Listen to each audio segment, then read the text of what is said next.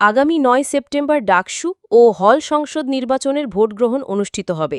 মঙ্গলবার ১৮ আগস্ট বিকেল ৪টায় শেষ হয়েছে এই নির্বাচনের মনোনয়ন ফর্ম সংগ্রহের সময়। এর আগে মনোনয়ন ফর্ম সংগ্রহের শেষ দিনে ছাত্র শিবির সহ অধিকাংশ ছাত্র সংগঠন মনোনয়ন সংগ্রহ করে প্যানেল ঘোষণা দিলেও ছাত্র দলের পক্ষ থেকে তা করতে পারেনি। ফলে ছাত্র দলের প্রার্থীরা মনোনয়ন ফর্ম সংগ্রহ করলেও কোনো প্যানেল নিয়ে চূড়ান্ত কোনো সিদ্ধান্তের কথা জানাতে পারেননি। সংগঠন সূত্রে জানা গেছে, মনোনয়ন ফর্ম জমা দেওয়ার শেষ দিন আগামীকাল মঙ্গলবার ১৯ আগস্ট। এদিন প্যানেল ঘোষণা করতে পারে ছাত্রদল। সংবাদ সম্মেলন আয়োজন করে এই প্যানেলে ঘোষণা করবে বলে জানা গেছে।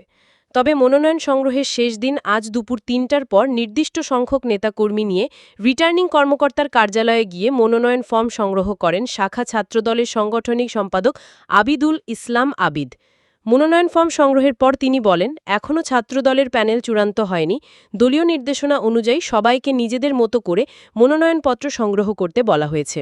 সূত্রে জানা যায়, মনোনয়ন ফর্ম জমা দেওয়ার শেষ দিন আগামীকাল মঙ্গলবার বেলা ৩টা পর্যন্ত। মঙ্গলবার বা তার আগেই প্যানেল ঘোষণা করতে পারে ছাত্রদল। সংবাদ সম্মেলন আয়োজন করে এই প্যানেলে ঘোষণা করবে সংগঠনটি।